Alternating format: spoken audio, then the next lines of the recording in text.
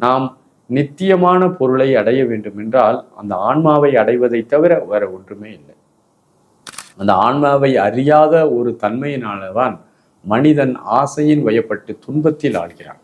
மனிதன் துக்கம் என்ற ஒன்றை தன் வாழ்நாள் முழுவதும் அனுபவித்துக் கொண்டே இருக்கின்றான். இருப்பவனும் துக்கத்தில் இருக்கிறான், இல்லாதவனும் துக்கத்தில் இருக்கிறான், ஏழையும் துக்கத்தில் இருக்கிறான், பணக்காரனும் துக்கத்தில். துக்கம் என்பது மனித மனதில் அந்த ஆன்ம நிலையை உணராததன் காரணமாகவே ஏற்படுகிறது. அனைவருக்கும் அன்பான வணக்கங்கள். இந்த உலகம் எப்போதும் மாறிக்கொண்டே இருக்கிறது. அணு முதல் அண்டம் வரை அனைத்தும் மாற்றத்திற்கு உட்பட்டவையாக இருக்கின்றன. இளமை மாறுகிறது. ஒரு பருவத்தில் இளமையாக இருந்த ஒருவன் வயது ஆக ஆக இளமையை விடுகிறான், முதுமையை எட்டுகிறான். கருத்துகள் மாறுகின்றன. ஒரு காலத்தில் சரி என்ற கருத்து இன்றைக்கு தவறு என்று புரிந்து கொள்ளப்படுகிறது. இன்றைக்கு தவறு என்று புரிந்து கொள்ளப்பட்ட ஒன்று இன்னொரு காலத்தில் சரி என்று நிரூபிக்கப்படுகிறது. கருத்துகள் மாற்றத்துக்கு உட்பட்டவையாக இருக்கின்றன. இந்த பிரபஞ்சத்தில் இருக்கக்கூடிய தோற்ற பொருட்கள் அனைத்தும் மாற்றத்திற்கு உட்பட்டவையாக இருக்கின்றன. மனிதனுடைய உடல் அமைப்புகளும் மன அமைப்புகளும் மாற்றத்துக்கு உட்பட்டவையாக இருக்கின்றன. மரணம் என்பது எல்லோருக்கும் நிச்சயிக்கப்பட்ட ஒன்றாக மாற்றத்துக்கு உட்பட்டதாக இருக்கிறது. இவர்தான் மரணிக்க வேண்டும் என்றில்லை. சிறு வயதில் உள்ளவர்களும் மரணிக்கிறார்கள், வயதானவர்களும் மரணிக்கிறார்கள், இளைஞர்களும் மரணிக்கிறார்கள். மரணம் என்பது எல்லோருக்கும் பொதுவான ஒன்றாக இருக்கிறது. மரணம் என்பது அதுவும் நிலையானதாக இருக்கிறது. அப்போ இந்த உலகத்தில் நாம் மாறாத ஒரு தன்மையை உணர்வதற்கு எல்லோருக்குமே ஒரு விருப்பம் இருக்கிறது. இந்த உலகத்தில் சாவை மிஞ்சியது எது? சாவை மிஞ்சியது சாமி என்று அழைக்கலாம். இந்த சாவை மிஞ்சிய ஒரு தன்மையை எல்லா உயிர்களும் அறிந்து கொள்ள வேண்டும். அவ்வை மூதாட்டி கூட அழகாக தன்னுடைய பாடல்களில் சொல்றாங்க, சாகா கலையை கற்பதே கல்வி என்று சொல்கிறார்கள். அப்போ மனிதன் சாகாத கலை என்ன?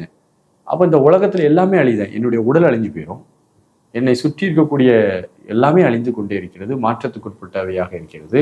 அப்போ உண்மையிலேயே அந்த சாகாத தன்மை, அழியாத தன்மை என்னவென்று நாம் யோசித்து பார்க்க வேண்டும். அந்த சாகாத தன்மை, அந்த அழியாத தன்மை என்னவென்று யோசித்தால் அதுதான் இந்த பிரபஞ்சத்தின் இருப்பு நிலை, ஆன்ம நிலை. ஒவ்வொரு மனிதனுக்கும் நம்ம ஆன்மாவானது தனித்துவமாக நாம் உணர்கிறோம். என்னுடைய மனதின் கருத்தை வைத்துக்கொண்டு நான் என்னுடைய ஆன்மாவென்று என்னை நான் உணர்ந்து கொள்கிறேன். இன்னொருவரின் கருத்தை வைத்துக்கொண்டு அவர் தன்னை தனி ஆன்மாவாக உணர்கிறார். எல்லா கருத்துகளும் நீக்கப்படும் போது எல்லோரும் ஒரே ஆன்மா என்ற ஒரு தன்மையை நாம் உணர வேண்டும். ஆன்மாவானது எந்த காலத்திலும் அழிவில்லாமல் நீக்கமற இருக்கக்கூடிய ஒன்று. நாம் நித்தியமான பொருளை அடைய வேண்டும் என்றால் அந்த ஆன்மாவை அடைவதை தவிர வேற ஒன்றுமே இல்லை. அந்த ஆன்மாவை அறியாத ஒரு தன்மையினால்தான் மனிதன் ஆசையின் வயப்பட்டு துன்பத்தில் ஆழ்கிறான். மனிதன் துக்கம் என்ற ஒன்றை தன் வாழ்நாள் முழுவதும் அனுபவித்துக் கொண்டே இருக்கின்றான். இருப்பவனும் துக்கத்தில் இருக்கிறான், இல்லாதவனும் துக்கத்தில் இருக்கிறான், ஏழையும் துக்கத்தில் இருக்கிறான், பணக்காரனும் துக்கத்தில். துக்கம் என்பது மனித மனதில் அந்த ஆன்ம நிலையை உணராததன் காரணமாகவே ஏற்படுகிறது. மனிதன் தன்னுடைய பேராசைகளையும் மனிதன் தன்னிடம் இருக்கக்கூடிய அதீத பற்றுதலையும் விட்டுவிட்ட பிறகு அவனுடைய மனமானது இயற்கையாகவே அந்த ஆன்ம சக்தியை, அந்த ஆன்ம நிலையை உணர்ந்து கொள்ள துடிக்க ஆரம்பிச்சிடும். அந்த துடித்தல், அந்த தேடுதல் தான் உண்மையான ஆன்மீக தேடுதல். இது ஒவ்வொரு மனிதனுக்கும் ஏற்படும். ஒவ்வொரு மனிதனும் இந்த உலக வாழ்க்கையை பார்க்குறான், வெளியில பார்க்குறான், எல்லாத்தையும் வெளியில பார்த்துக்கிட்டே தன்னை அவன் முழுசும் தன்னை பற்றி அவன் அறிந்து கொள்வது இல்லை. தான் யார், எங்கிருந்து வந்த, தன்னுடைய இயல்பு நிலை என்ன, சமூக அடிப்படையில் நான் யார், ஆன்மீக அடிப்படையில் நான் யார் என்ற அந்த கேள்விகள் எல்லாம் எழுவதில்லை. யார் ஒருத்தருக்கு இந்த கேள்விகள் எல்லாம் எழுச்சி பெறுகின்றனவோ அந்த மனிதன் ஆன்ம நிலையை உணர்வதற்கான தகுதியான மனிதன். தன்னுடைய மனதினுடைய வேகத்தை படிப்படியாக குறைத்து மனதை தாண்டி பழக்கப்பட்ட ஒருவன் ஆன்மாவின் உண்மையான தரிசனத்தை உணர்ந்த ஒரு மனிதனாக இருப்பான். ஆகவே இந்த பிரபஞ்சம் எல்லாம் மாறிக்கொண்டே இருக்கிறது.